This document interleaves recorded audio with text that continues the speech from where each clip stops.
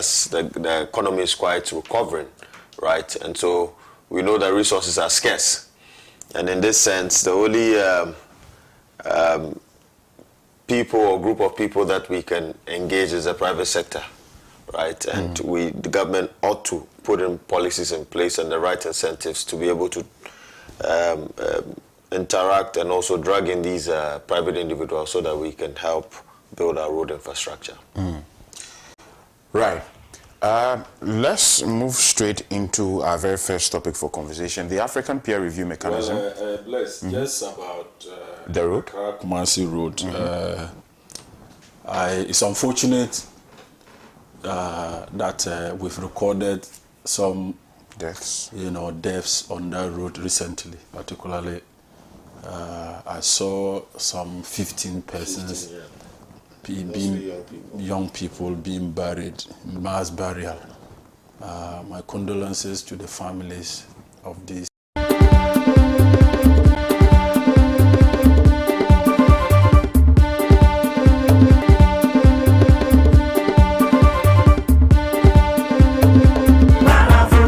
Truly African. Kenya's private investigative industry is one of the biggest in Africa. So let's have hope that the road will be, worked on so that cars and pedestrians can, travel safely on that road. And to add to what Honorable is also saying, I think we also need to diversify our transport system in Ghana. We cannot always rely on the road transport system. We have the rail network as well. We have to ensure seriousness in our railway delivery system in this country. Our railway transport system in this country has to be adequately taken care of. And so I am hoping that the government, with all its goodwill and the support of the people this far, will take us along and ensure that all these fundamental developments are achieved. The government, the Eswal administration boasted of constructing some 13,000 kilometers of road. The Accra-Kumasi stretch, I don't think is more than about 258 or 270 kilometers. Right. So of that 13,000 kilometers, they couldn't dedicate, even if each lane, each lane, from the so report, you multiply by even if it is from the report, I hear that potholes were also calculated. The patching of potholes and then the weeding of roads were also added, captured in that. But I mean, our road problem is a big issue. Yeah. Even the Accra Cape Coast Road, if you are driving, from Kaswa to Winneba, it's hell. I know. Especially when it rains. It's terrible. Like, it's hell. And I don't know why sometimes it drags. It takes such a long time. I heard the roads minister comment on it. He said some people are being owed monies in excess of some $77 million and all of that. They're supposed to pay some money. I'm just hoping. And for me, it's the problem of the fact that it drags for a long time. Sometimes we can do something within a particular period, but we decide that, okay, let's drag it until it's election time, then we can use that to campaign. It doesn't really help. And I hope that this time the NDC will not do that. Expedite action. You've learned the sins of the past. We wouldn't do that. Well, imagine every road in Ghana was like this one. I can assure you that we are going to Kasod next month. Most of the big push projects, and now it has dedicated funding from oil and funding for it. So most of them, we will start all those projects. The paperwork, everything is ongoing. The president will cast out for all the projects under the big push, so that work can commence immensely. I have no doubt. You see, we don't want to.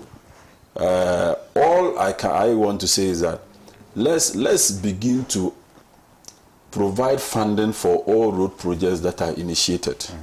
You see, so that we can start the project and complete it, instead of dot them around.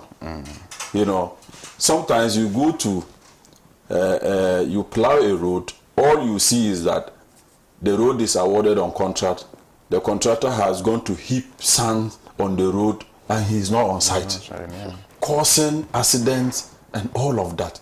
And when you find out the contractor is not being paid, so you can't compel him to go to site. So it's about time we look at our budget for the year in terms of road construction and award roads that money or that funding can take care of, either than go start this one, leave it, start this one halfway, leave it, start this one halfway and leave it. Right. It's not making, things easy for our pedestrians and travelers. And now that you've uncapped the road fund as well, I'm sure that there will be lots of cash coming in. Yeah, we've even changed it to Road Trust Maintenance Fund. Yeah, we just did the bill. So very soon there will be a CEO or director to man it, and there will be a board. Right. If you're just joining us, this is the newspaper review segment of Good Morning Africa. Let's get into our very first topic for conversation. The African peer review mechanism was created or instituted in 2003. It was to promote good governance, democratic governance amongst African countries. The fact that if you observe that there's something going wrong with another president, as a president, you could draw his attention and speak to him about it. Look, I think that this thing you are doing in your country does not bode well and could foment trouble. Has the African peer review mechanism achieved its goals, its aspirations, or the reasons for which it was established some 22 years ago? The answer ostensibly is a big no. When you go to Cote d'Ivoire, the Ivorian president, Alassane Ouattara, he is seeking re-election after tinkering with the constitution in 2016. He was first elected in 2010 and served 2 terms and decided that in 2020 he was going to contest again. There was somebody else that he had actually nominated himself to contest, and instead the person died under mysterious circumstances. So he contested in 2020 and won, ruled in his last year, and so October there will be elections in Cote d'Ivoire.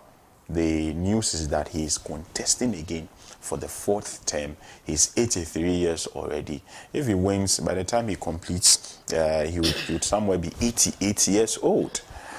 So we are looking at some critical conversations and to be asking some critical questions as to whether the African peer review mechanism has worked or not. If it happens that he wins during his inauguration, African leaders will troop in and then go and congratulate him, as if they didn't see or notice it when he decided to, tinker with the constitution in order to be eligible to recontest and contest and contest and contest. That is the situation. Let me quickly take the thoughts of Dr. Ramsey Yunusa on Africa's issues, particularly our neighbors, Ivory Coast. Yes. When ECOWAS was formed by the Abuja Declaration, the founding fathers sought to adhere to the tenets of democracy as a form of governance. And we've seen that since the inception of ECOWAS till date. But over the years, we've had certain leaders who try as much as possible to use their influence, be it in the judiciary, the legislature, to try and maneuver their way and be in power. Ouattara's case is another blot on the image of ECOWAS. And indeed, I'm glad you mentioned the Africa peer review mechanism. If the Africa peer review mechanism fails to call out Ouattara for going for a 4th term through a constitutional coup, then what are they reviewing? What are they reviewing? If the referee fails to blow the whistle during a game when there's a foul, then the game stops being fair. In 2016, he used his influence and power to amend the constitution. And the argument he's making is that once there's a new constitution, it scraps away his previous 2 terms that he has had already. And that this is a fresh constitution and his term begins since the inception of the new constitution that they brought in 2016. And so here begs the question. I mean, as Deng Xiaoping would say, it doesn't matter whether the cat is black or white. So far as it catches mice, it is good. It doesn't matter whether Ouattara is 83 years or not. So far as he is able to ensure that the people of Ivory Coast have what it takes to achieve their dreams, right?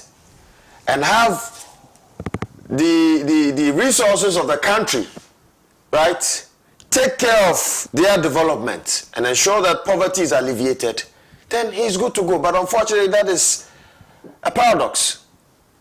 That is quite different from what we see today, right? Imagination, yes, it's good to imagine good things, but I mean, the reality is always revealing a lot of things and ills in that country. And so I am seeing ECOWAS again as a lame duck. If you could use, what do you call it, military, threatened military invasion on Niger, Mali, right? And then that of Burkina Faso. Yeah. And even previously, Yahya Jammeh of Gambia. Yeah. Right?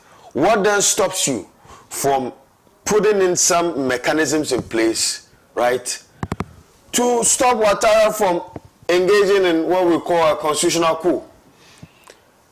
And that they always, and this is the thing about the elites in various African societies, they try to use, the law to create a bad precedent. And this precedent that has been created by Ouattara, it's quite inimical to our development as far as democracy is concerned in Africa and in West Africa, right? And this undermines the confidence in our African citizens for democracy. And so this is indeed another test for Ghana, because, Honorable, you are in the legislature, a very important arm of government. The minority we've had have been propounding some conspiracy theories and propaganda that once you have all the numbers to ensure that you can indeed, and also the goodwill to change, to amend, entrench and non-entrench constitutional provision, that President Mahama would also ensure that he amends the constitution to run again. That's the propaganda they are propounding out there. I think that it is quite important for the president or the presidency to come out with a statement to debunk these propagandas before it gets out of hands, right? And so the Ivorian issue should also teach us a lesson. It should teach us a lesson. And you know, Ghana has always been the beacon of democracy in Africa. And a lot of leading countries in the world always admire our democracy. And I've always argued that our democracy, even though it's younger than that of the United States, is quite greater than that of the United States. Because we've never had an instance where a president has lost an election in this country and said he's not going to hand over power. Yeah. Where a political party has instigated its supporters to troop into parliament and disrupt proceedings and even damage properties in there, right? We saw that in Capitol Hill in the US when Donald Trump lost his election. And so we believe in democracy. We ought to also practice democracy in a way that would put faith in the people, in a way that would enhance accountability, good governance, the rule of law, right? And not to use democracy as a weapon, right, to ensure that we use all manners or all Machiavellian tactics to ensure that we are still in power. And that is why today, Bless, if you look at that of Uganda, it's the same story. General Museveni, who is also about over 80 years old and is still holding on to power and doesn't want to let go. Paul Biya. Paul Biya. Paul Biya, who is 91. I mean, for lack of a better word, incapacitated and cannot do anything. I'm not sure he can even write his own speeches or even sign any bill or send to any bill. But he's still running to be the leader of Cameroon again. Yes, it is quite worrying. And the fact that these things continue to happen, they are going to set another stage for a revolution in Africa. And the reason why I say that is because by the year 2050, 60% of the world's youth will be in Africa. Already, we are seeing the challenges that are confronted by the youthful Africans. Lack of employment, right? Lack of transparency in our governance system. And, I mean, we see leaders or political elites propound policies that are not egalitarian in nature and seek to support their stay in power and their quench their thirst for wealth. And so it is an issue. We need to face this issue head on. And I am calling on ECOWAS again not to be hypocritical on this issue. Because the only legitimate way the Ouattara presidency can argue about this issue is that, well, we amended the constitution and this is what the constitution says. And so I'm allowed to do that. But I always say that if the law will be used to perpetuate injustice, then I say, and I dare say, the law has to be broken. Yeah. It has to be broken. And so the Ivorian youth are just waiting for the opportunity. We saw that when Gbagbo was in power, and it turned into a civil conflict in Ivory Coast. Today, the table has turned, Ouattara is doing the same thing. I do not know what it is about African leaders that, I mean, is it the wealth? Is it the power? I don't know. But, I mean, bless, I foresee a second revolution in Africa. Egypt, the Arab countries have had the Arab Spring. Yeah. I am yet to see an African Spring, a holistic African Spring that would ensure that the kakistocratic system that has been propagated by political elites will be brought to an end. The system of nepotism that has been propagated by political elites will be brought to an end. And indeed, the act of corruption that has always been the way of governance of the political elites will be brought to an end. And indeed, the African youth would rise. Right, thank you very much, Dr. Ramsey. Let's go for a short commercial break. Once we return, Dr. Seydou Dapila would also share his... well, we are prophesying that it is GTEC will come for you. Honorable, by the way. I've never okay. Right. So let's go for a short break. Once we return, Honorable Dapila would also share his thoughts on developments in Cote d'Ivoire. Do stay.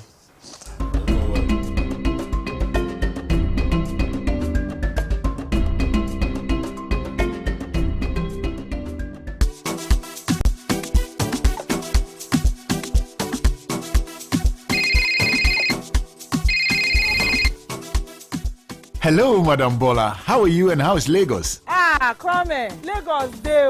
How is Accra? Accra is fine. We can't complain. Are my fabrics on the way? Yes, I hope my money is also on the way. As we speak, my accountant is sending money to you and others at GCB. Money don't enter.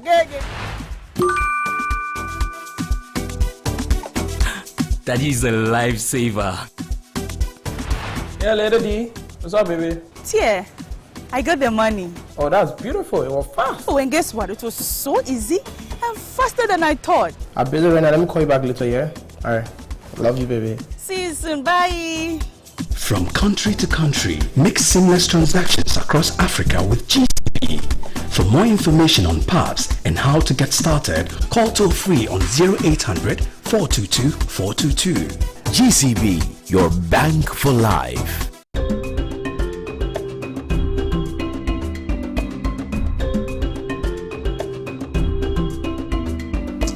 Right, welcome back.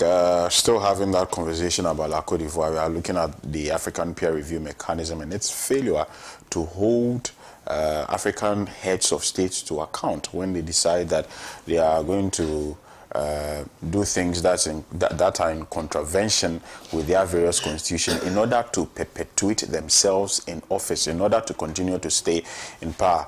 Such a similar, occurrence is currently happening in La Côte d'Ivoire, where Alassane Ouattara tinkered with the constitution in 2016 in order to run for another term. When people argued, he said that the constitutional amendment meant that there was a clean slate, it wiped off the slate, and so he was eligible to contest. He contested, he won, and then in 2025 he has decided to contest again. That is the current situation. Let me take the thoughts of Honorable Cletus Seydou Dapila on this development. Well, thank you, Bless, once again. Good morning to my brother, Dr. Ramsey, your distinguished viewers. Let me say good morning to the good people of Jirapa. Bless, let me use your platform to condole with my brother, my senior brother, KD, in Heng, who lost the wife. I don't even know what word to use to qualify it. It just happened all of the sudden. So my brother KD and the people of Heng and all the people of Jirapa, I say my condolences to you and the family, the son Nassim, and all the relatives of Mr. KD. KD is a popular businessman in Hen Town that is so connected to me and the National Democratic Congress. Right. So my brother KD, I extend my condolences to you and the entire family. Take heart. Allah gives and Allah takes. Bless. There is this popular saying that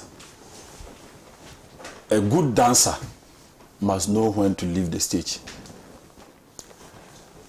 African leaders have shown that democracy is a scam. African leaders, we or politicians in Africa, we are beginning to let the populace to identify us as people who are scammers, as people who are greedy, as people who are corrupt, as people who are nepotistic. I actually don't know what we want as politicians in Africa. I don't know what we want. You came into power to serve people, your people. You've played your part. You've gotten the required terms, 2 terms. Then you went to review the constitution and want to do some more terms against the will, the wish of the people. You see, I tell people, even if the people are asking you to stay, but you should respect the letter and spirit of the constitution of Burkina Faso. You should respect the constitution. Ivory Coast. You should respect the constitution. Don't let some few selected people, because of their parochial interests, they allow you to tamper with the constitution and to remain in power because of what they get and because of what you get. You see, that is why most of these people, they don't end well. They don't end well. All the sacrifices that Ouattara has made, if he is not careful, he will run away like Laurent Gbagbo. He will run away, he will flee Ivory Coast.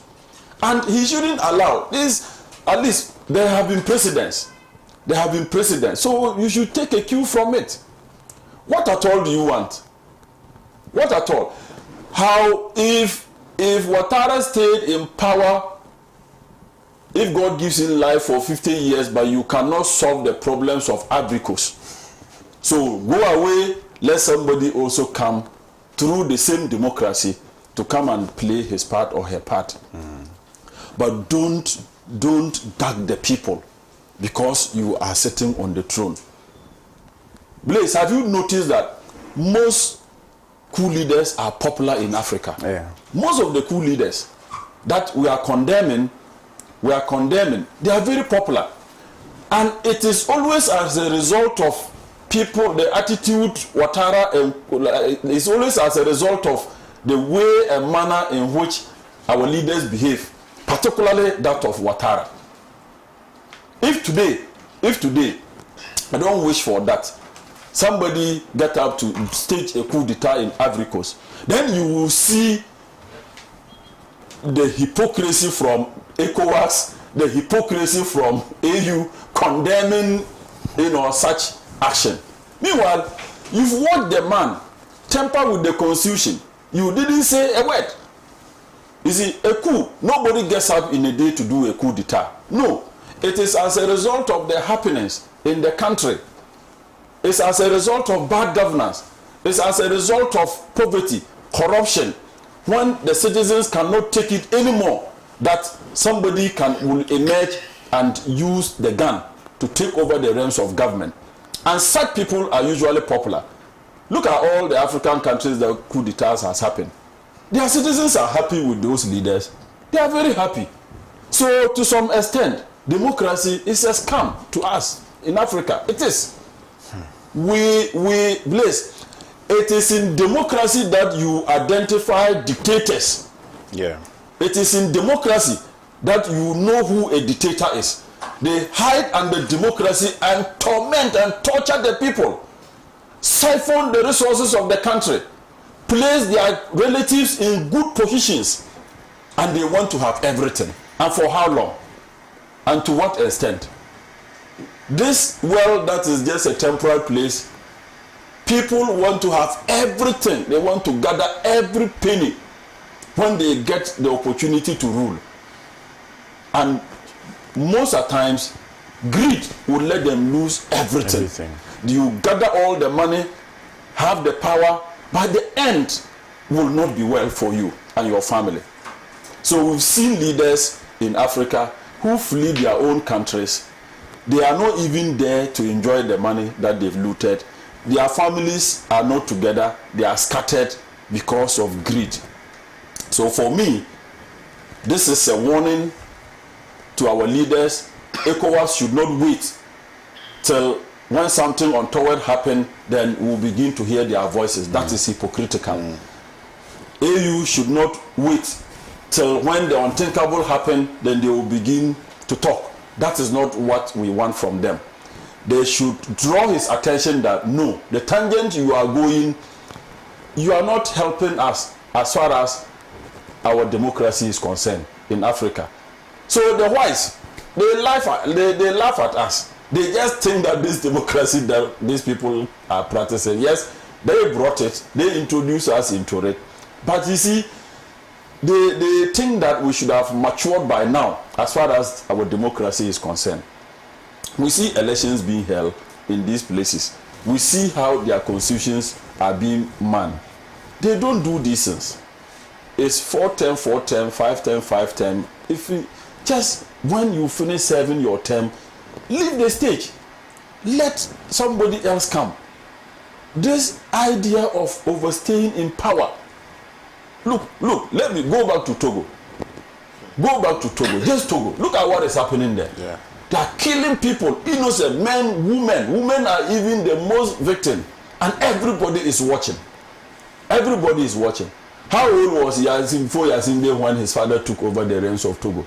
He grew up and became a minister in his father's government and took over. He was born in his father's government. You understand? He grew up and became a minister under his father's regime, and took over after the father. And everybody, almost 60 years, the Yasimbe is the one dominating in Togo. Why do you think the people will be happy? And why is no one talking? Why is ECOWAS quiet? Why is AU quiet? Why? And they are torturing people, opening fire on civilians every day because somebody must be a president for life. And everybody is watching. Let's be guided. Let's be very careful as Africans. Otherwise, look, before we realize, many of our African countries will be ruled by military rulers or the coup leaders. Oh, yes. That is what will happen eventually. Let's be very careful.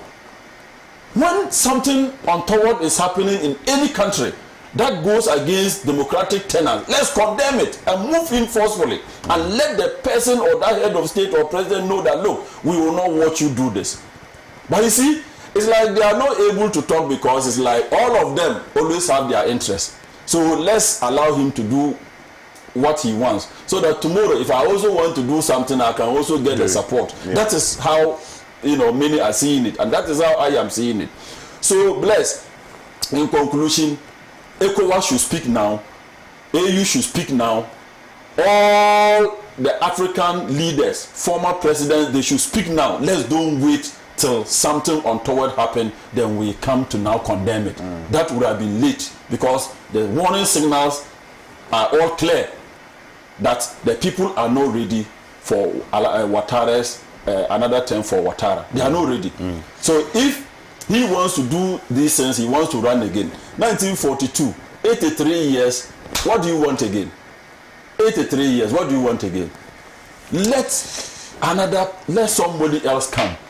Let somebody else come. Otherwise, Ouattara's end will not be good. Ouattara's end will not be good. He's been in the politics of Ivory Coast for long, from the time he joined the military with his cousin Thomas Sankara, how Thomas Sankara was eliminated and he was associated with Thomas Sankara's death, and how he metamorphosed into becoming president and all of that. So he's been in the politics of Ivory Coast for long. You see, and you've paid your dues. Stay away so that at least the applause, you see, you have to. I tell people that sometimes you have to. Look, Blaise, I have learned never to serve in any political or any position for long. So when I move away, the people will still be cringing for me. And they will support me to go to another level. That is how it should be. You understand? I started as a teacher. I became NADMO coordinator. I served my people. They made me district president. Muhammad made me district chief executive. I served so well. And I left office 4 years. They called me back to become a member of parliament. I shouldn't think that because I'm the most sensible person in Jirapa. No, I should know that there are other people who are also waiting to serve. So when you serve for some time, leave the stage, let somebody else come. And that is when any day you go launch another ambition to go higher, you see people supporting you. Yeah. But not to overstay. When you overstay, Bless, anything you are doing, nobody sees it. Nobody will see any good in it, because people just want you to leave. They've seen your leadership, they've seen what you have done. Let another person also come. Yeah. So Africans should learn this, and everybody should know that you are not the alpha and the omega when it comes to solving problems for your society, when it comes to solving problems for your country. There are other people who also have ideas that they if they get the opportunity, can contribute to the development of our society. So Ouattara should know that he is not the only one. There are Ivorians who are capable, even in his own party, who are more capable and can serve Ivory Coast very well. So he should better do the right thing. He shouldn't wait for the unthinkable to happen.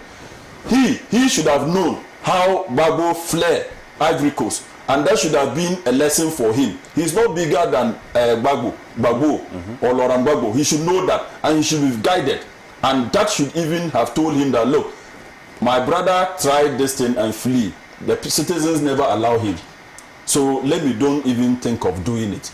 But if he thinks that he has the support of the military because he's sitting on the throne, he can do anything. I tell you, somebody within his ranks will betray him and take him off by way of coup d'etat, which I don't want to happen. Yeah, right. But if he wants to go on that tangent and a coup d'etat happen, I support it.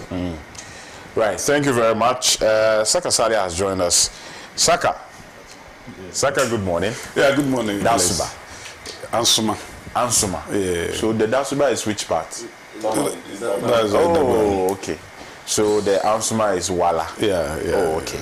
I hope you're fine. Yeah, I'm doing fantastic. Right. Yeah. Let's hear you on happenings in Côte d'Ivoire. Ouattara seeking a 4th term after manipulating the constitution in 2016. He contested again in 2020. He won a 5-year term, and then he's decided that he's going to contest again at the age of 83. Your thoughts? Yeah, thank you very much. Bless. Good morning to my brothers. But I want to ask a question first before, because I am not privy to one or two information. I want to know, I mean, after tinkering with the constitution, yes, how is the constitution now that he can contest for 4 times or 5 times or 6 times? It is unlimited. So it's unlimited. Yes. So as this now, it means that he's not violating any law. Yeah. Is that how it is now? Yeah.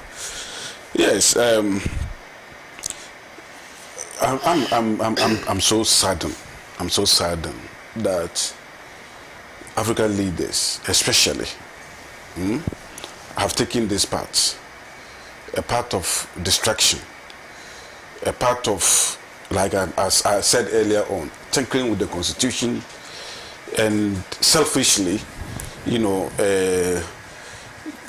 getting onto the throne and rule. You see, clearly you can know that the inordinate desire to lord oneself on the people is a reason for what they are doing. After tasting power, normally African countries, the African leaders normally lose their sense. Once they tasted power and they know how sweet power is, they want to continue in perpetuity. And that's the reason why we saw all the things that happened in DR Congo, and other places. It's because people want to continue with the hegemony. They think it's a birthright. They think that, the presidency. They think that the presidency is only, for them and their family, like the philosopher kings. But you see, these people, and when you talk about whether or not they bring anything tangible into the presidency, they don't have. Invariably, a lot of them don't. They have not been able to bring anything tangible into the presidency. But because they've tested it, they've lauded their ideas, they've ruled the people for a very long time, they cannot imagine themselves with that power. And therefore, when the opportunity arises that they can manipulate, and they have the sycophants behind them, I see the Ouattara thing. I mean, Ouattara had some people that he aspired to be like. Some people inspired him, like that of the Biya and Co. I mean, Biya is 92 years now, and he still want to go for another 7 years. Another 7 years. So by the time, and we know why he's going. By the time he left power, it would have been close to 100 years. No, will he leave? He may decide to even contest. If he's alive, he may decide to contest. Yeah. But you see,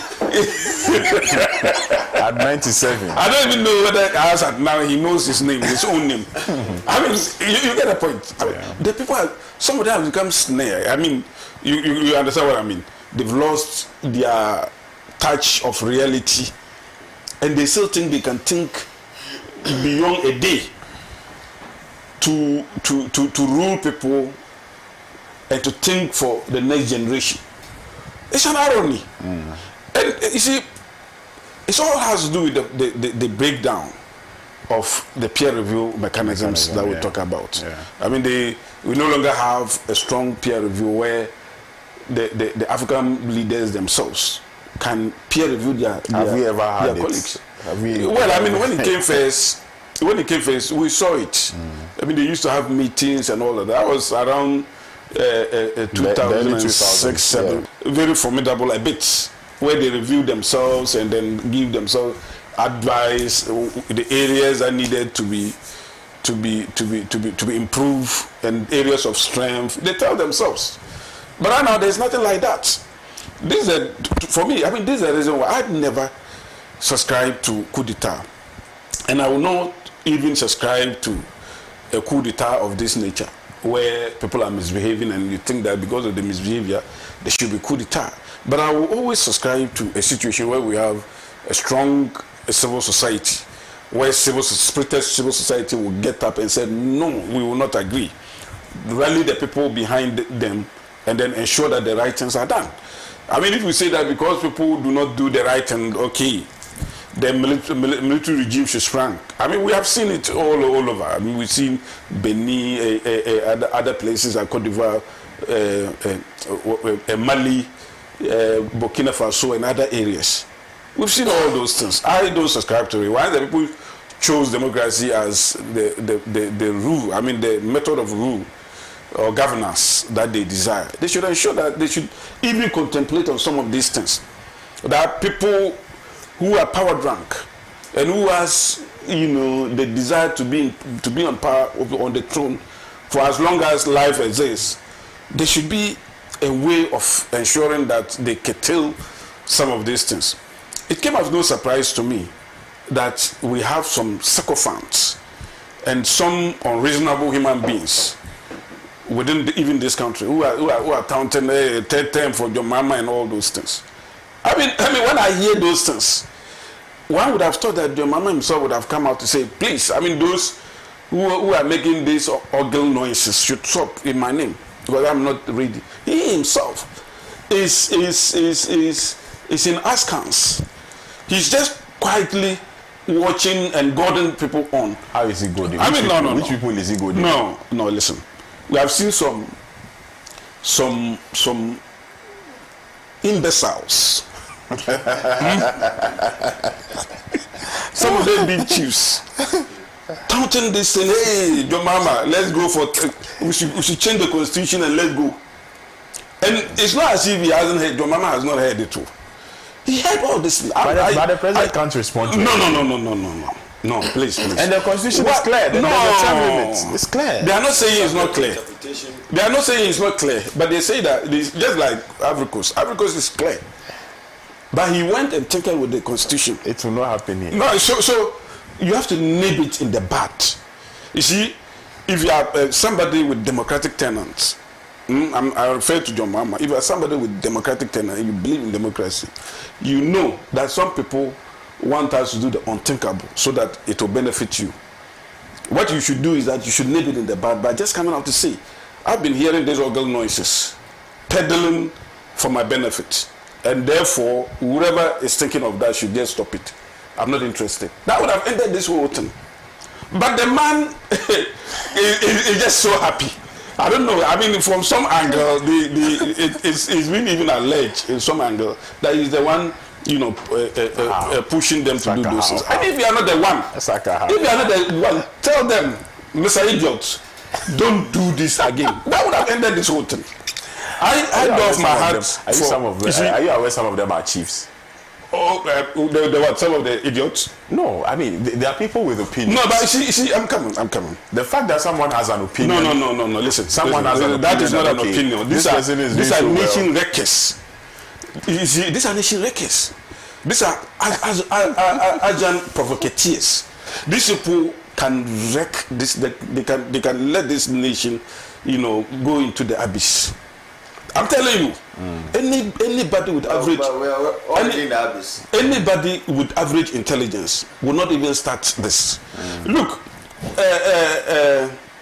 Obama, the time Obama left office, he was still young and he was still loved by the people of the United States, and he could have won if he had wanted to go and tinker with the Constitution.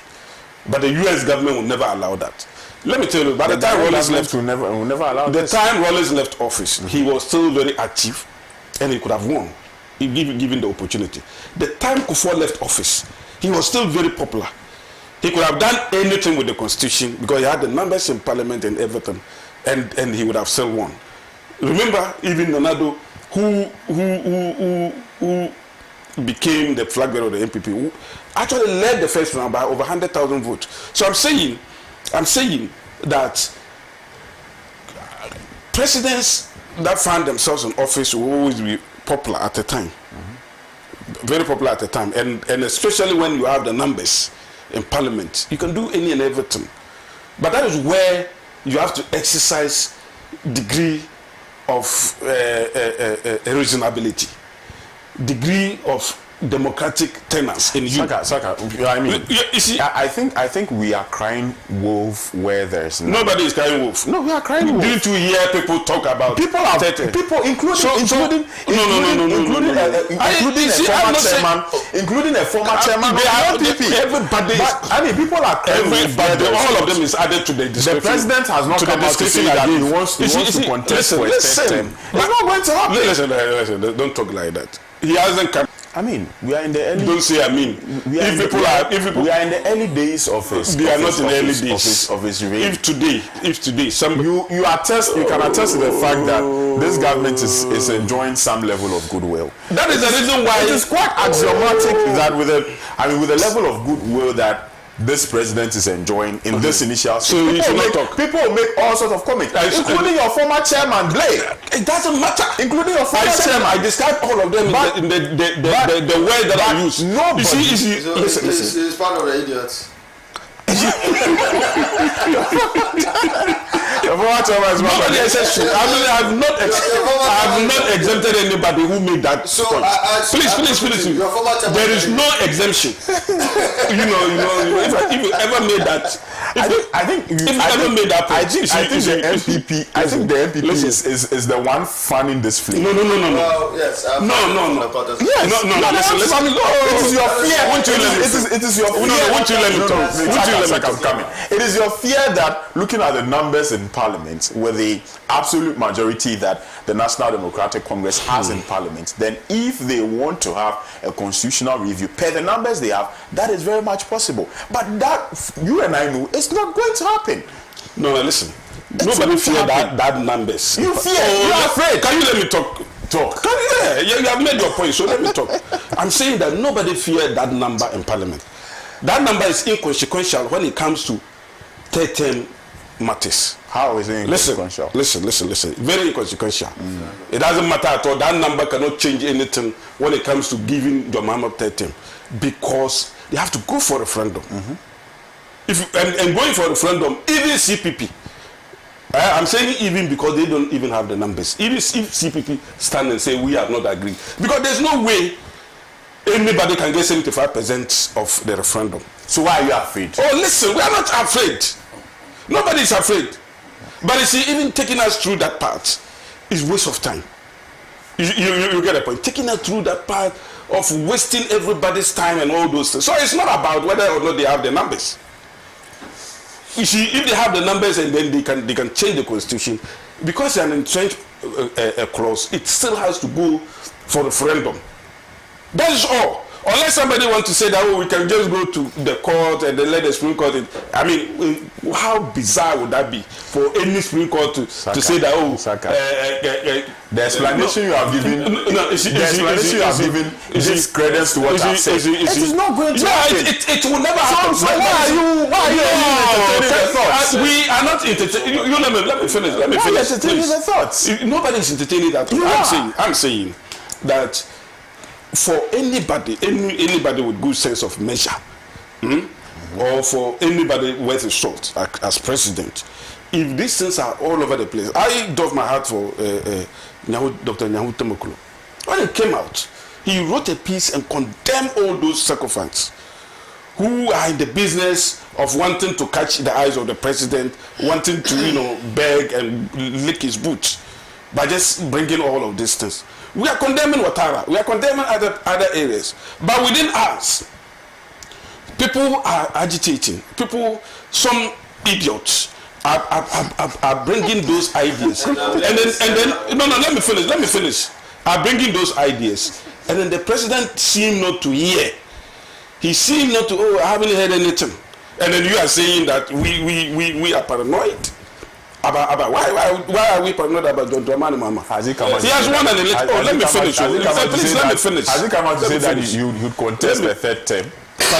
Has he come out to say he would contest? No, he hasn't come. But why he putting so much blame on the man? As if he has come out to say that I want to contest. If somebody is using the constitution is clear. Listen. If somebody is using your name to peddle some of these things, is it not in the best interest of the nation? And even the number of times and even you yourself to come out to peddle. No. Listen. Can you respond to it? No. But listen, almost everybody is responding, including Nyahu Tenukulu.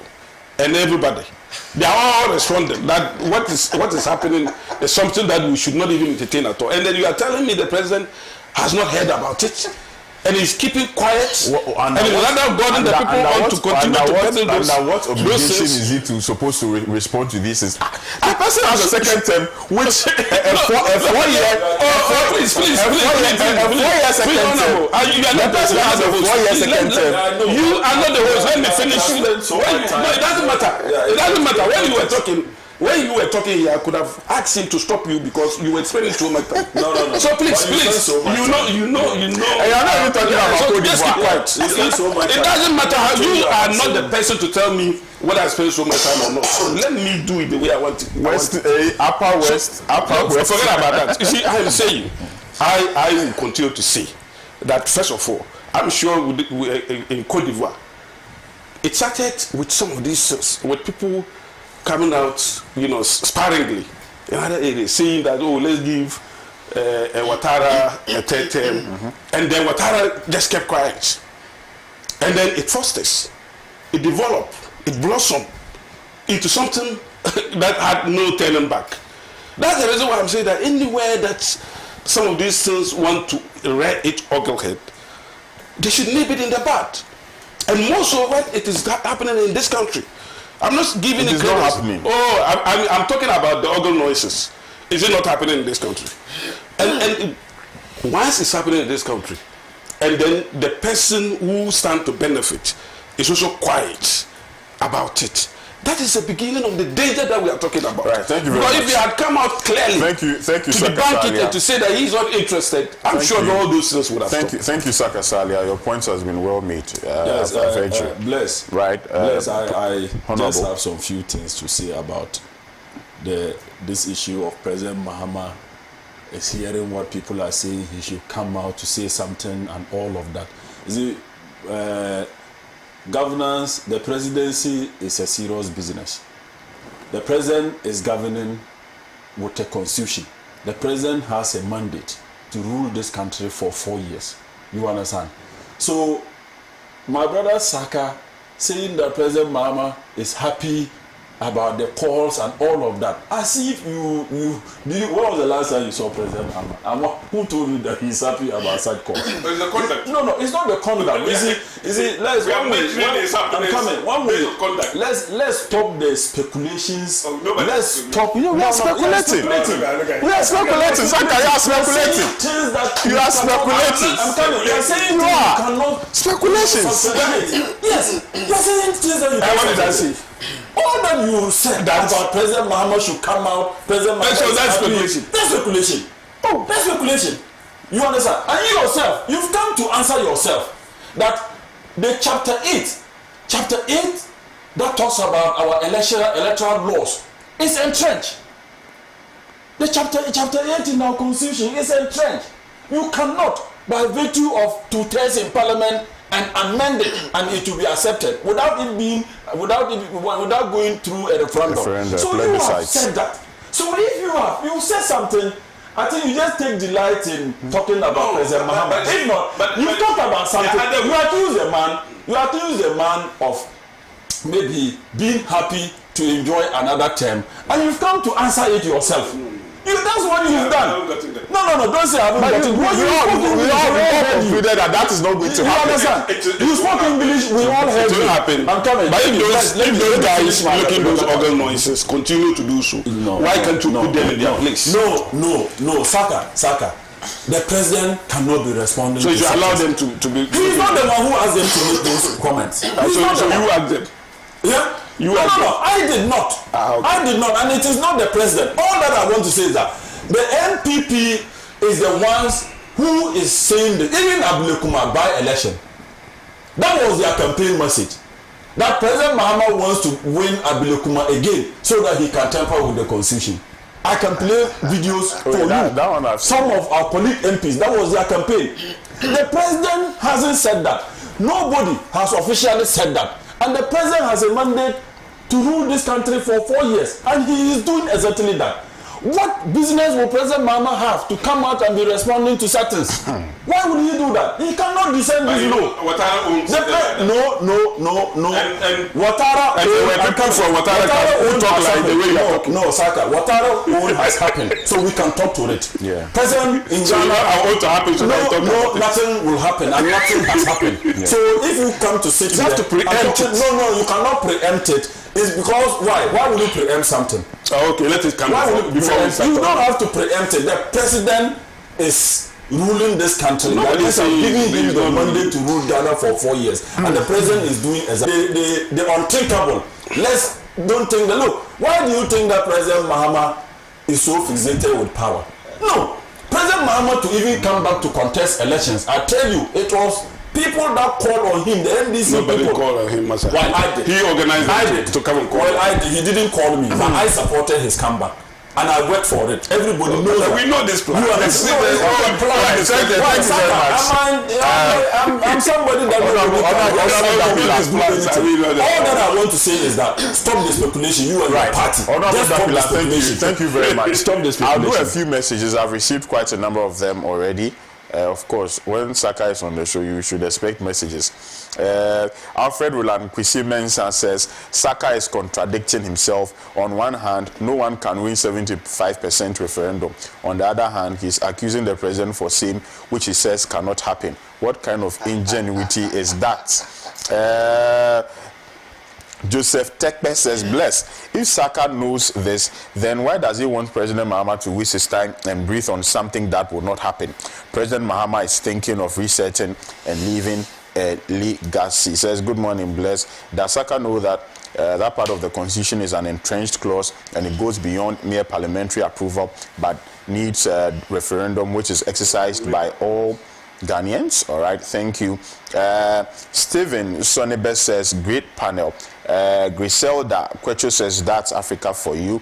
Good morning to all of you watching on Facebook. Let me do some more messages. Ken Williams says, good morning, sir. Ask Saka whether he was sad when Akufo-Addo removed Charlotte Osei and packed the EC with party foot soldiers to rig elections through manipulations, missing devices, multiple votes, gerrymandering in Sao, and political killings in Techima, Nayawaso, Ijuasi, and Banda Ablekuma in 2020. Was he sad when EC changed the results 6 times to give them the stolen verdict in 2020?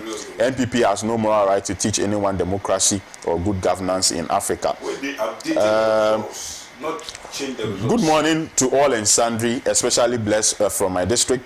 Government's plan to build roads in all regions is laudable, but building another expressway to Kumasi is a wasteful duplication. Government should rather build intercity railways across the country to decongest our roads, just as it's done in Europe, where people travel by express train to ease domestic air travel and provide air ambulance as an alternative to road transport, which is nothing to write home about due to its associated challenges and fatalities. Thank you. This one here also says, good morning, blessed. We learn a lot from your morning program. I've heard you. I'll end it. I'll not continue with the rest of the message. Please, why should the speaker allow contributions from the micro-minority opposition on the floor on the budget that they boycotted? They didn't listen to the reading of the budget. How can they contribute? If I were the speaker, I would never ever allow any contributions from the opposition towards the budget. The speaker has disappointed me in this regard. My name is Kujo from Keta. Okay, thank you very much, Kujo, for your message. Let's go for a short breather. When we return, there are many things we have to talk about. The SML deal. Good evening, Ghana, with Paul Adumotre, who was invited yesterday by the Office of the Special Prosecutor, or by the Special Prosecutor. We understand that he's been sent to Blue Gate. Yesterday, I saw a post by Vincent Esefua charging the rank and file of the MPP to move to Blue Gate. I don't know whether it happened. Saka would tell us after this short break. Do stay.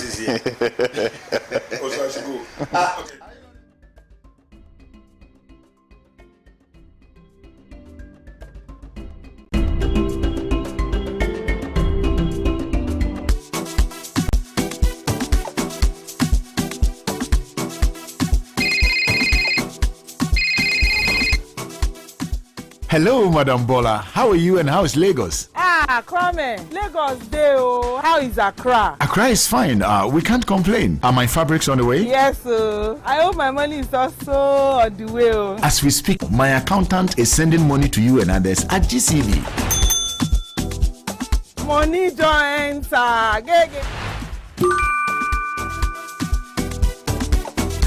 That is a lifesaver. Yeah, Lady D. What's up, baby? Tia, I got the money. Oh, that's beautiful. It was fast. Oh, and guess what? It was so easy and faster than I thought. I'm busy right now. Let me call you back later, yeah? All right. Love you, baby. See you soon. Bye. From country to country, make seamless transactions across Africa with GCB. For more information on PAPS and how to get started, call toll free on 0800 422 422. GCB, your bank for life.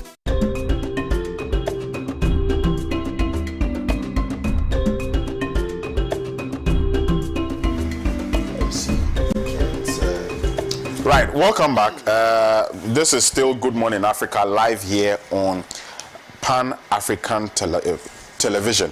If you take today's newspapers, there are a lot of the papers that have captured this story about Good Evening Ghana host on Metro TV, Paul Adom Ochiri, and his alleged involvement in the SML deal, and also something that has got to do with the Ghana Airports Company Limited. The Inquisitor says, time for accountability. Paul Nayak in OSP's arms. Paul Nayak in OSP's arms. So yesterday he was invited, and we've been told by the OSP that he was unable to meet the bail conditions. He was supposed to provide documents of 2 landed properties in his name. He couldn't provide that, and so he's still in the custody of the OSP as we speak. Saka Salia will start this conversation for us on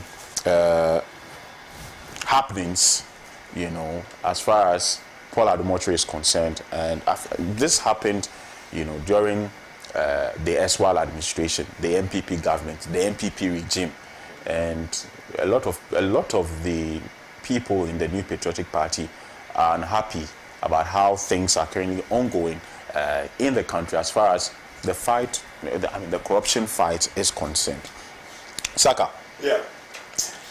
Well, first of all, let's not create the impression of Paul Adom Ochiri is MPP. I don't know whether he has MPP ID card, but what I know is that he is an MPP sympathizer. Mm-hmm. Yes, and therefore we cannot just jump to the conclusion and asking me to give update and all those things. But what I know is that I think this nation, we have retrogressed. In what sense? It seemed to me that this government that is supposed to do reset is seriously retrogressing this nation. So we have retrogressed in 7 months? Yeah. I mean, look, we all know what punishment is. You know punishment. Punishment is exacted on somebody by an authority for a wrong done. you understand? Now, what they are doing is that they are turning, you know, what a punishment really is. Even where wrong has not been established, they still want to punish you. It's a bail condition. This SML thing that they talk about, I mean, we all know that this matter went through some was it Pricewaterhouse that look at it? One of these institutions. And KPMG, yes, KPMG.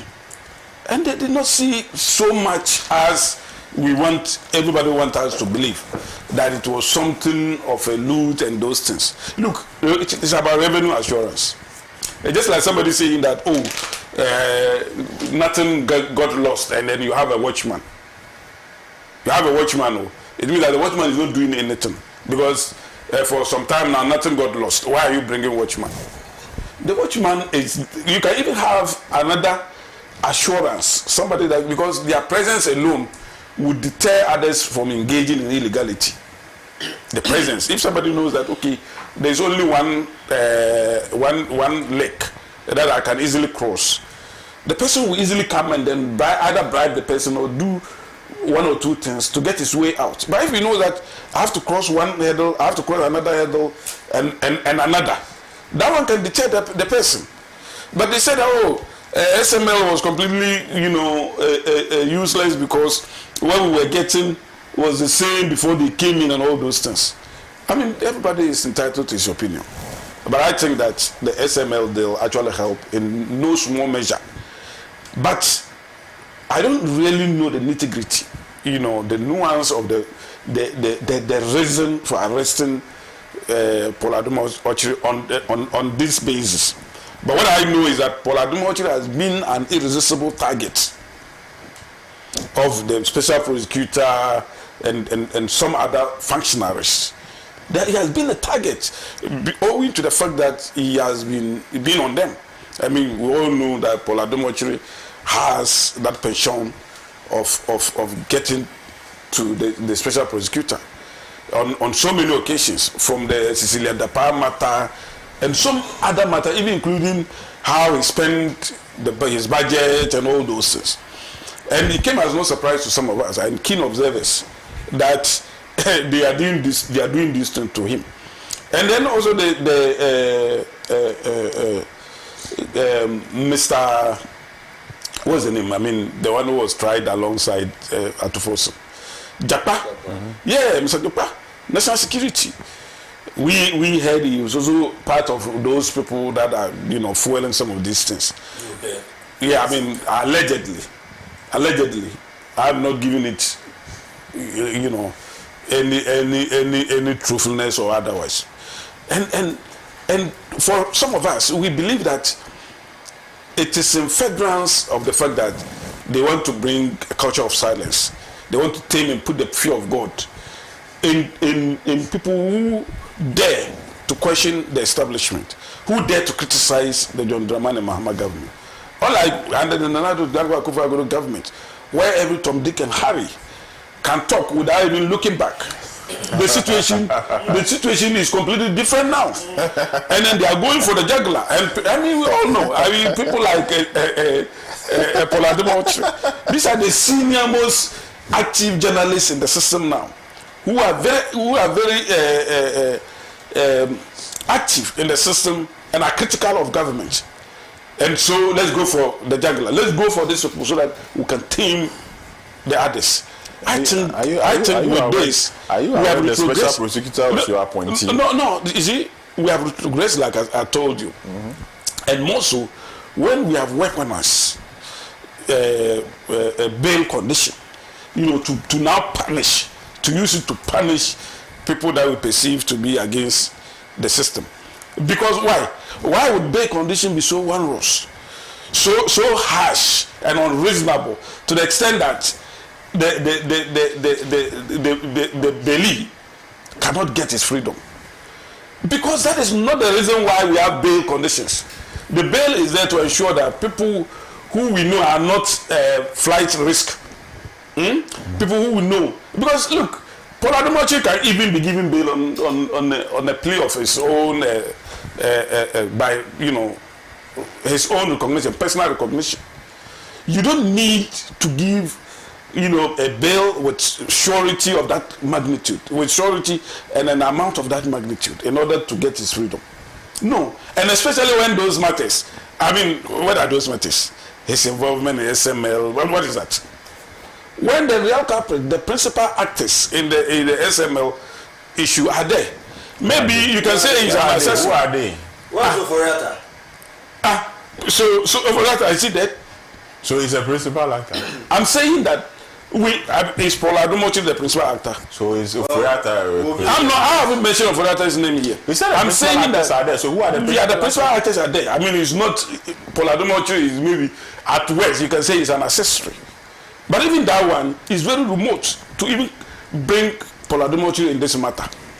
But whatever the situation is, he is entitled to bail because he cannot run away. He is not a flight risk a person in this country. And then you keep him there just because you want to weaponize that condition in order to punish him. I think that we have retrogressed and same like I said from the very beginning. The saints that we voted for is once again quiet. It's once again not saying anything. It's once again not saying that these are extrajudicial matters. Because look, it doesn't make sense. And why you are sitting, Kwame normally sit there. And I've discussed this matter with Kwame. Where Kwame is even thinking of ensuring that he take this matter to court so that we can find lasting solution to it. Where people have been, the bail has been used to punish political opponents. So that by the time that you even get justice, you would have been punished. You would have been punished. I mean, you would have spent a lot of, time in cells. And that would have served their interests. So I think that in this matter of Paul Adumochi, are we promoting the rule of law in this country with your mama government now? Are we promoting the rule of law? Are we promoting peace? We are not. And that's the reason why I have always said that. Look, the majority that this government has and the goodwill that they've shown, they are not the first to have it too. I mean, if you look at Nanado from 2016, he had goodwill, real goodwill. J. Kufuor in 2000, I mean, the positive change era, he had goodwill for more than even 8 years. I'm telling you, for close to 8 years rather.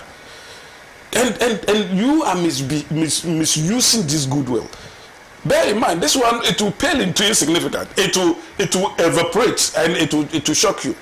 Because every single wrong that you do, erode part of that goodwill. And these are the things that they do.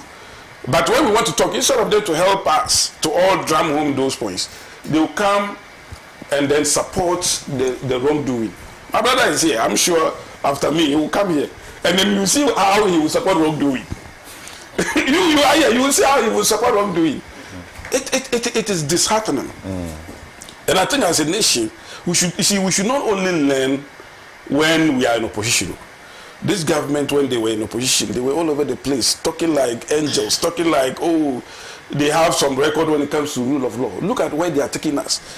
They are reversing the will of the progress that we have made over the years. All because some people, look, journalism is no longer as sweet. As it used to be under Kufado. Yeah. I'm telling you. Because under your mama, we used to have those things. I mean, where they used to pack journalists and do all manner of things, But we thought it was an aberration. We thought maybe, with the ravages of time, they would have learned and then come out stronger and then do the right thing. But look at what they are doing. Look at Paul Adumochi. Apart from that, look at what they did. Beating journalists in by-elections. Yesterday, I mean, just a journalist interviewed somebody. Look at what they did there. They came and disrupted the interview and started beating the interviewer, the interviewee. I mean, these are things that we should not even tolerate at all. But, I mean, I will hand over to my brother to defend. Well, I was actually coming. No, you let him defend. Let him defend it. But of course, if I see you've already written a few things. Well, let me be very honest here, my brother Saka. You are out of topic. When I say you are out of topic, you see, accountability is key to every office holder. If you cannot account for your stewardship, you understand? That means that you yourself you should blame yourself. if you cannot account for your own stewardship. The OSP has done nothing untoward.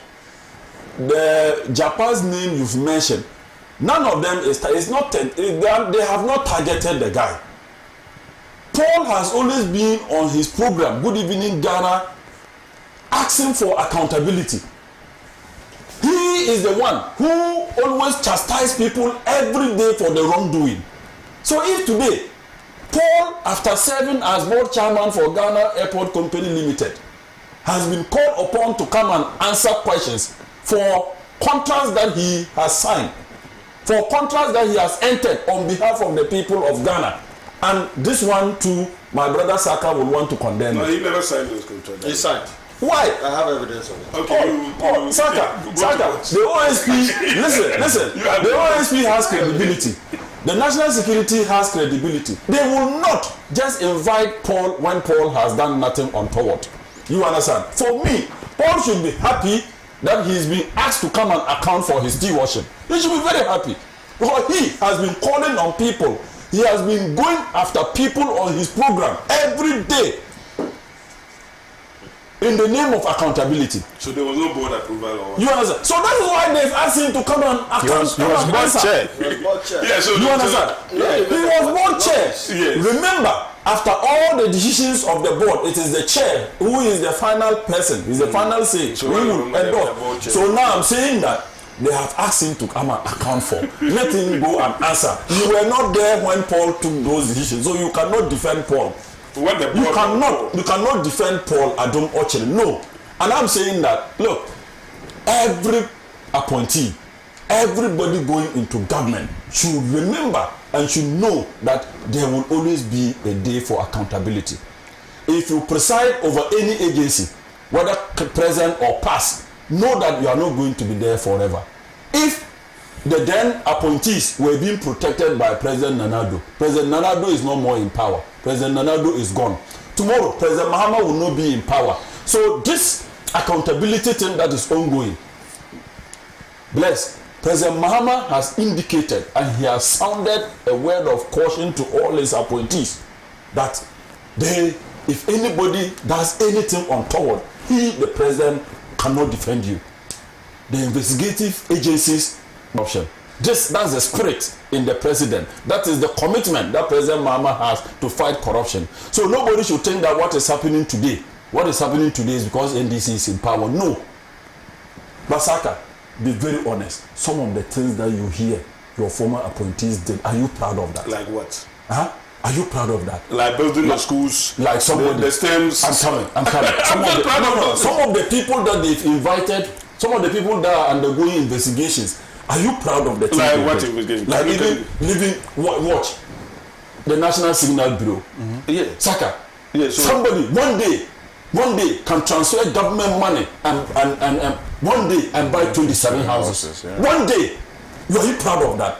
You have been serving and Saka, don't do that. Don't do that. So if such a person has been asked to come and account for how you use government money to buy property for yourself, you and your wife, Saka, you want to come and sit and defend this on this platform? No, don't do that. But are we talking about? I'm coming.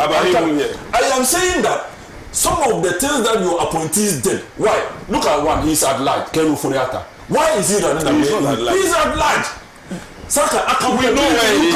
Yes. Saka, listen. We know the hospital that he is. Away from accountability.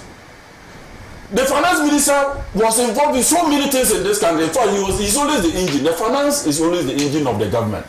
Most of the spending and those things. So if today your party has left power and they are asking you to come and account for, they always will have given you ultimatum. Just 2 days ago, you went to High Court. He went to High Court for the High Court to go and quash the decision of the OSP to declare him wanted and all of that. Why all this is? Come and account for if your sleeves are clean. What are you hiding? What's under his sleeves? Saka, the things your people did is terrible. And if my own appointees, my government members of my party, if they do that, Saka, I'll condemn it. Oh, but you are condemning them. Saka, what have they done? Tell me any of them who has done anything. Corruption. And I will condemn the person. I'll tell you. If the evidence are clear. Saka, but I'm saying that. Well, how can an appointee, one day you go to buy these houses, an appointee can go one day, transfer money and buy 4 homes at chain homes. You didn't condemn them in the past. You understand? Buying houses. What are they? Why you don't have the evidence? You don't have the evidence. You don't have the evidence. Don't bring his name here. No, Rollins condemned it, but you didn't condemn it. Rollins did not mention anybody's name. He said somebody went to buy 2 houses and paid with cash. That's what Rollins said. He did not mention Felix Ofosu-Kwakye. Don't impugn his integrity. But he's not one of the babies. He's a fine gentleman. No, he's not. Felix is an astute communicator, and he knows his stuff. So if he communicates fluently and knows his stuff, don't describe him as babies with sharp teeth. The baby with sharp teeth that President Rollins talked about, he didn't mention anybody's name. So you cannot come and mention anybody's name. But bless, all that I want to say is that the day they announce your name as a minister, deputy minister, CEO, board chairman, board member, board whatever, any office that you go into, remember that there will be a day of reckoning. There will be a day of accountability. You will be called one day to come and account for your stewardship. So everybody should know that. And this thing should be at the backdrop of every appointee's mind that, look, if you have power, even if it's 10 years, you will leave and somebody else will come. Whatever that you are covering in that office, whatever that you are doing today with impunity, the wrongs that you are doing, tomorrow somebody will come and call for investigations into it. But bless, one thing about President Mahama that I admire so much, President Mahama is committed to fighting corruption. President Mahama, and that is one. You can see this even in the fact that President Mahama decided to work with just 16 ministers. Tells you that President Mahama is determined to save a lot for this country. The fact that President Mahama can tell his own appointees that if you do anything untoward, don't expect me to cover you up. I will not be there to talk for you. He has said it. 3 weeks ago, he had a meeting with us. Clear distinction between saying. Yes, he had a meeting with us. Watch and see anything happen. Why? He has done that before.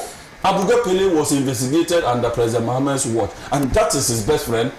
And he went to jail as a result of that. So there are examples. Victoria Hammer, just wishful thinking of making $1 million. Wishful. Did Victoria Hammer tell us that she was going to take money? She didn't tell us. She did not. She said that it was just a private conversation. She said if I'm able to do that through what? Why she was a businesswoman too. You understand? She just said wishful thinking. That if I'm able to make $1 million, I'll stop this business of politics. Yet that woman was punished by President Mahama. Nanado didn't do those things. Even when he sees his appointee, when he sees his appointee in corruption, he will still come to say that he didn't do anything. Like who? You understand? Cecilia Adapa. Why? Like Cecilia Adapa. So we saw him. He wrote a letter. You didn't see. No, I'm saying that the letter was doing corruption. You didn't see the acceptance letter of Nanado. Cecilia Adapa was engaged in corruption. Cecilia Adapa was Victoria Hammer engaged in corruption. When did she corrupt? Cecilia Adapa till date cannot account for the monies that we fought with her. She cannot. She cannot with the money. Yes, the money we got Daniel saw with her. She cannot account for the money. You understand? And you should be able to account for such wealth. The laws are there. So all that I'm saying is that I thought she said this all that how can funeral donations be up to the side? Don't say that. Don't do that. Please. Don't do that, my brother. How can funeral donation will be amount to this colossal millions of dollars, millions of pounds, jewelries and doses? No, it cannot. All that I'm trying to say is that accountability is good. Corruption is the canker. It's a canker that we need to nip in the bud in our governance system. People think that by the mere fact that you are announced a head of agency, you are announced a CEO, you are announced a minister, is for you to go and make money. You understand? You can genuinely make money. You are paid. You have other service condition that can give you money. But don't go and dip your hand into the coffers of this country. Yeah. That is money is meant for millions of Ghanaians. So an individual thing that somebody can chop it. No. For Adum Oti's case, I'm only saying that don't defend him. He worked as board chairman. Then they asked him to come and account. So you cannot sit here and want to defend that. We were not there.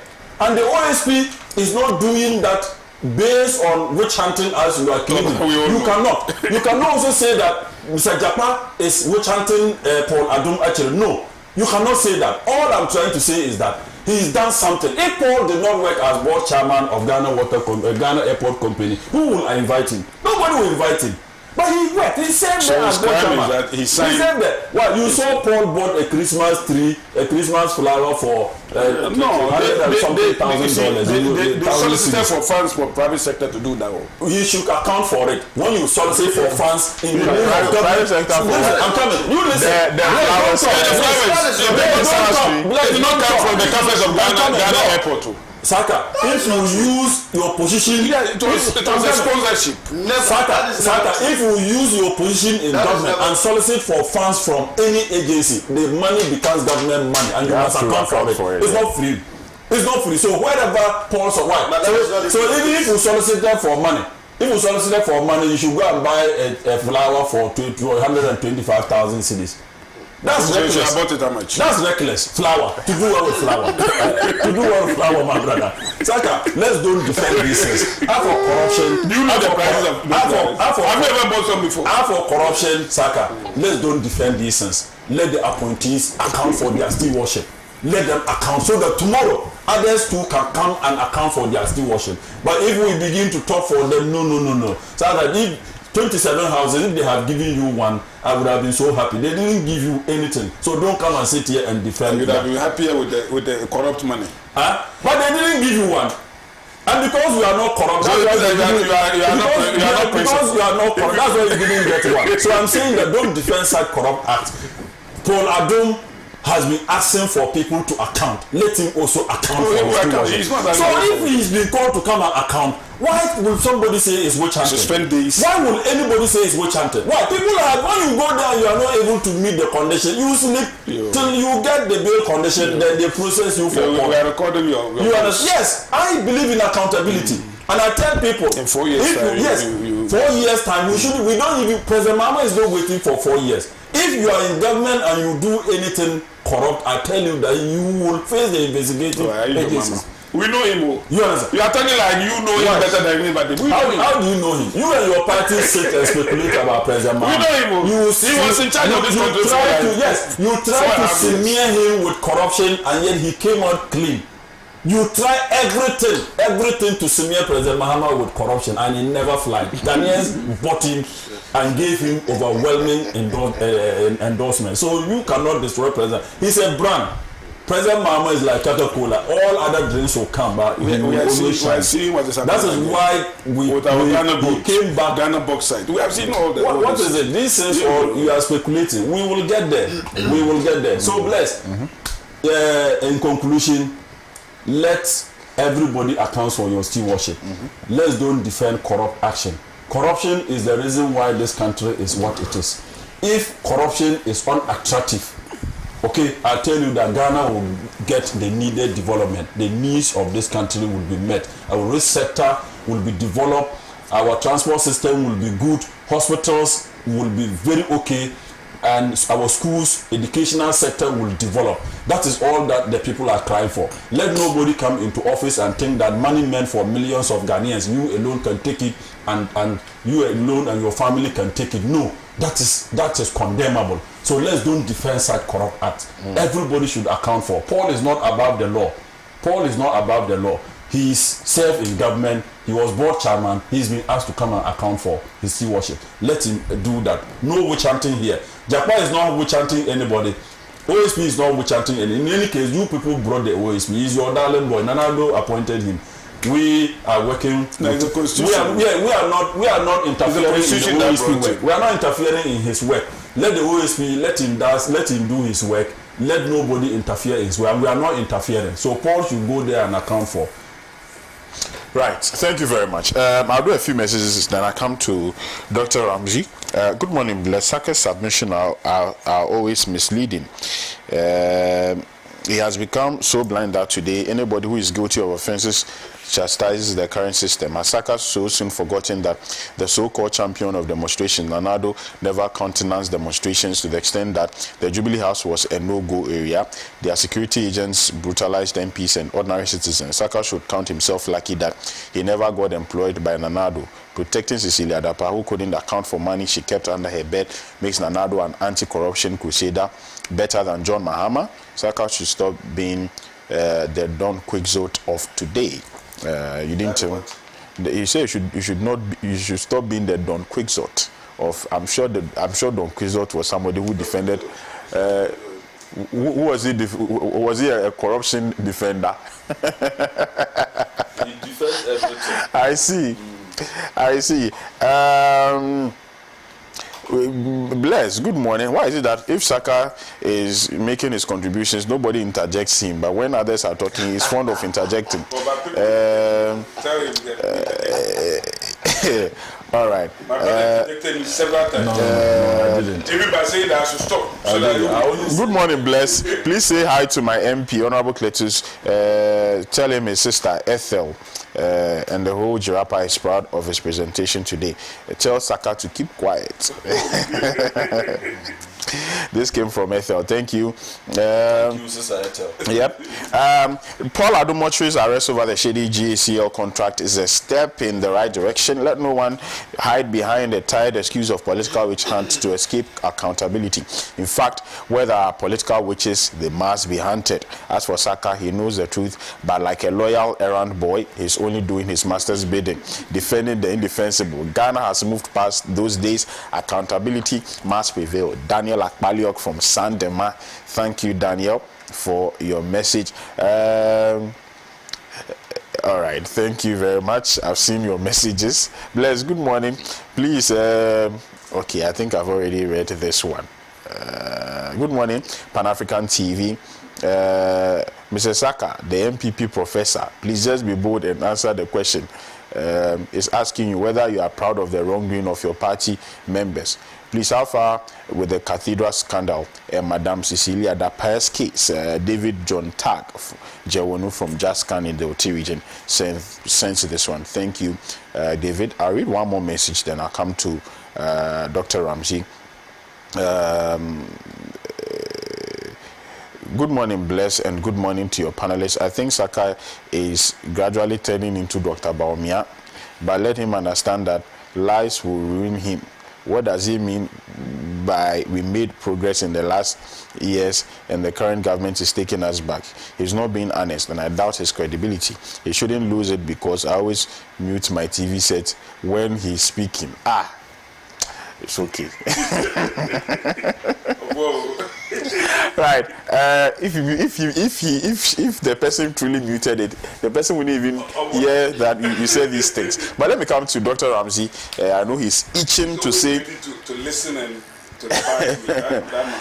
I know Dr. Ramsey has a lot to say on this matter, Doc. Yes, plus. Before I go deep into the scandal involving once upon a time anti-corruption crusader hiding behind the marks of journalism. Bless. Saka did make some important submission, but in actual sense it is not factual, right? He talked about this current administration harassing journalists, right? He should know that in the history of our Fourth Republic, the Press Freedom Index, which is a critical index that measures how journalists and media houses operate under the aegis of democracy, right, was the lowest in 18 years under the regime of Nana Addo Dankwa Akufo-Addo and Bawumia. Do you quite remember the case of Ahmed Swale, where a steward in your party released sensitive information about a journalist, and later on he was murdered in cold blood? So Saka, please, when we're talking about press freedom and the relation between governance and then journalists, you guys perform abysmally, and it's quite not the MPP that I know, that I was part of. And that's why I always say that the MPP is called Nane's People's Party. If the people of Ghana don't know this, then I'll tell them today. That is why most of us left, and today we celebrate such leaving, because we left in dignity, because we owe fealty to the people of Ghana. Saka, you should know this.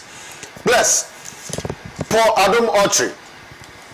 We've watched his Good Evening Ghana programs on television for quite some years now, and we've seen how biased he is and how he sympathizes with the MPP and how he tries to make the wrong sound right.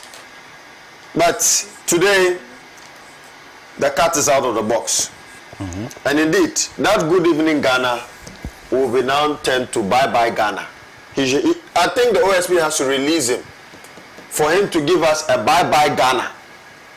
Bye Bye Ghana show. One last show. Because he lacks that credibility to stand in front of us to criticize any public office holder. Bless this scandal, and we must thank Manasseh Awuni Azuri for such revelation. The revelation in regards to this scandal is quite shocking. And let me read some aspects of it and give some pointers. Bless. This scandal involves a company called Evertex Logistics Limited, which is indeed a subsidiary of SML. Can you believe that? That this Evertex is linked to SML and is a subsidiary of SML. And the same owner, who is Evans Edusei, is the same owner of this Evertex Logistics Limited. 3 days before the December 2024 election, a contract was claimed to be awarded to this Evertex Logistics Company by the Ghana Airport Company Limited. Now, it is quite revealing that, bless, this company, Evertex Logistics Ghana Limited, is a company that is involved in, or it's said to be involved in mining and stewarding. In their objects registered at the Ghana, the Registry General Department. Yes, when you are registering a company, they will ask you, what are your objects? What is the company going to do? According to Evertex, they said that they are going to indulge in mining and then stewarding. Nowhere was it mentioned that Evertex was going to do revenue assurance and auditing. There was nothing like that in their object. Yet still, Ghana Airport Company Limited awarded a contract to them without even Evertex presenting their company to them. They had no board presentation. The company that actually did the presentation did not even receive that contract. So how is it that you apply or you show an interest through a letter of interest to the company that you want to provide services to them, and then you do not show up to present what you can provide to the company, and then you get approved by the board and awarded a contract? And this was just 3 days before the December 2024 election.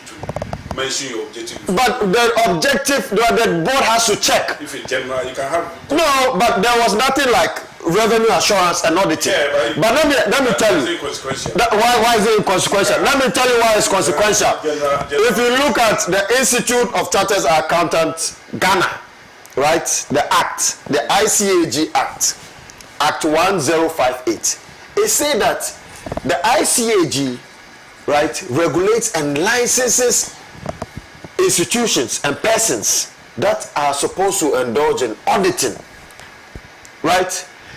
If SML and Evertex claimed or received a contract for revenue assurance and auditing, then they ought to have an ICAG license.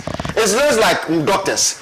If you're a medical doctor and you want to practice in Ghana, you ought to be licensed by the Ghana Medical Council. Employ somebody with a license.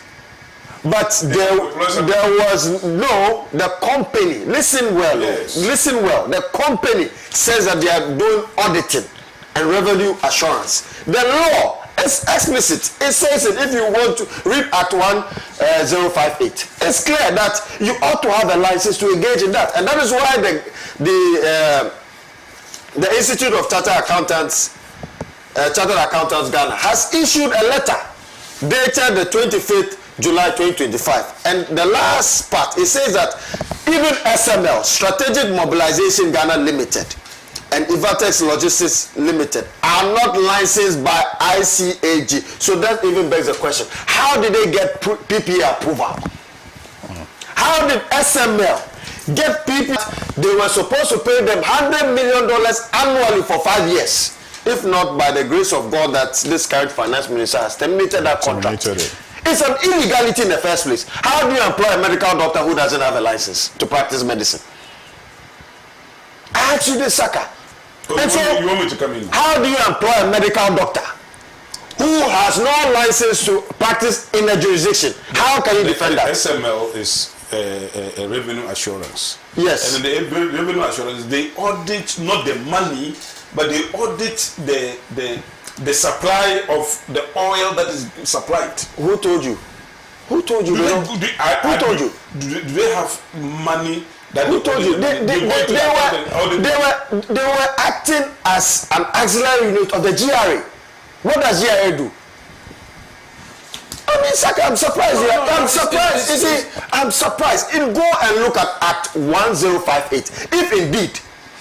If indeed there was nothing wrong with the contract, why would the Institute of Chartered Accountants Ghana release a statement to that effect if there's nothing wrong about it? And that's why I'm saying that you cannot hire a medical doctor who doesn't have a license to practice. And that is why, bless Paul Adom Autry, and even in the expose, it is said that Paul Adom Autry was the one that lobbied for Evertex to receive the contract, because he was the one that brought the company. He was, and he admitted that he knows them, and that yes, indeed, he admitted to that fact. Manasseh Azuru's findings is there. Yes, and we know that Manasseh Azuru is a credible journalist. He is a credible journalist, investigative journalist to that effect. And so this whole Evertex deal is an illegality, and it's a blot indeed on the image of the Ghana Airport Company Limited. And Paul Adom Autry should be brought to book. Absolutely. Just like we are waiting for you guys to provide Ken Oforiatta. You said he was going to come in June, but now we are in August. Today's first and he's nowhere to be found. If Saka, you know where he is, please tell us. He's in the US. You don't know where he is. His hospital is known. The OSP routes Guyana, Cayman Islands, Hong Kong, and then the US. He claimed he is seeking medical attention at Mayo Clinic, but we don't know today where so he is. So have you gone there? He's not there. We don't know. Go there and see whether. But you have to tell us. You guys have to tell us, because your minority leader promised to provide Ken Oforiatta. He promised to provide Ken Oforiatta to the OSP. And so with this Evertex contract deal, I think that justice must be served, and it must be served in a manner that will not undermine the rule of law. Paul Adom Autry should be given a chance to say bye-bye to Ghana. Because, yes, they should be given a chance to say bye-bye to Ghana. We don't want to hear any good evening or good morning or good afternoon, but we want to hear bye-bye. He did good morning yesterday. So does it mean that if you are a proprietor of a hospital, if you own a hospital, you have to be a doctor by all means? But if you are an HR, if you are an HR person in that hospital, right, and you are in charge for employment, you have to look through the documentation of the person you are going to employ. And make sure the person has a license. Because it's just revenue assurance. No, but and also bless another thing on our land is that they argued that the Ghana Airport Company Limited argued that they don't have the personnel, right, and the capacity for revenue mobilization and assurance. And so they had to contract Evertex to do that for them. Now, if you look at the SNIT reports, Evertex only has one employee registered under SNIT, where the Ghana Airport Company Limited has over 1,058 employees. And that's their finance department has about 9 people employed. So how can you just suppose a company that has 1,058 employees against that one that has a registered employee at one, as being the one to be able to solve your revenue assurance issues. So you see the illegality here. But you see the illegality. It's not illegal. It's an illegality. No. So you are using SNIT to determine the number of employees. Do you know the Labor Act? No, I'm asking you. You are a lawyer. No, I'm asking you. No, I'm asking you. You are a lawyer. Do you know the difference between? No, but do you know the difference between a contract of employment and contract of employment? He's a law student. Contract of employment. No. Wait. You are a law student. Don't you know that they can have independent contractors working for them? They can have, but they did not report that. And in that way, it was not given to the board. No, and in that manner, they will not be responsible for their no independent contractors. Yes, it was Evertex and solely Evertex. They did not subcontract to anybody. In this country that my brother Saka talked about, President Mahama was a card-bearing member of the Ghana Journalists Association.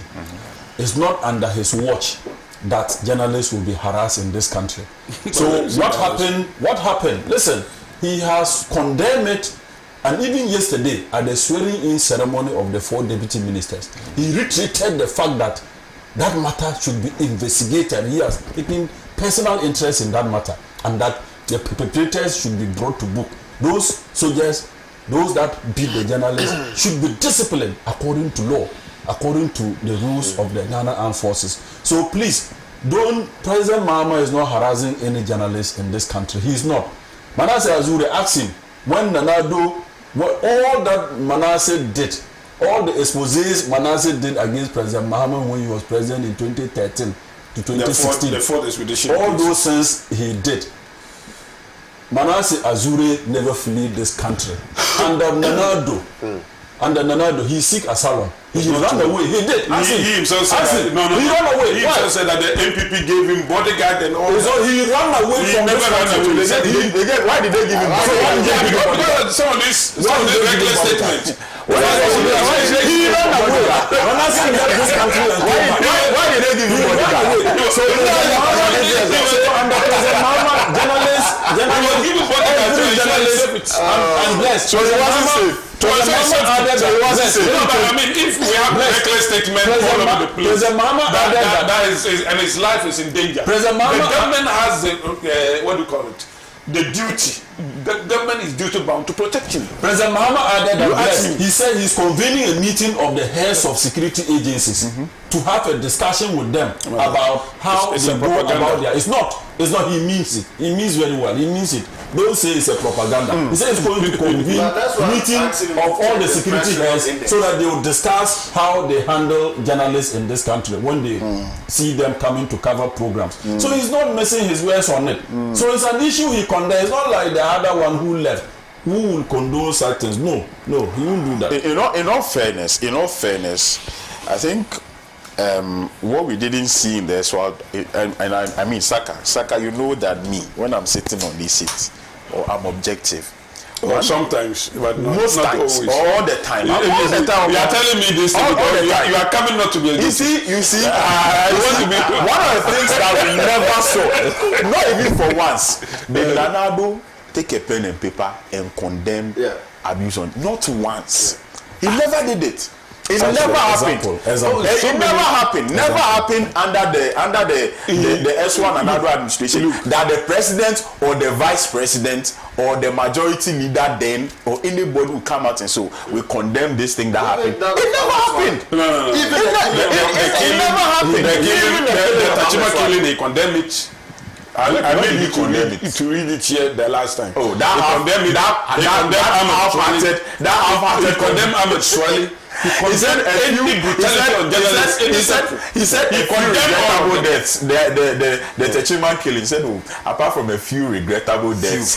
Few regrettable deaths. Why should we lose a life because of he just trivialized it. My time is up, by the way. Saka, thank you so much. But of course, but Bless, before you end, please, this issue about harassment of journalists, I think. Oh no, I wanted to actually end on that. No, it needs a multi-partisan approach. Very wrong. If a court has given a judgment for an execution of judgment for demolition or whatsoever. What is the business of the military? I don't get this. I have a hard stance on the military. And me, I'm coming. And I want to use this platform. I am ready. You are not alone. I am ready to put my life on the line. You are not alone.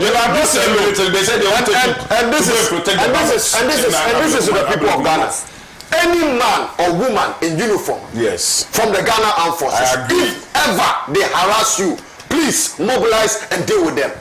I'm calling for that. We are tired of this nonsense. Too many. We are tired of this nonsense.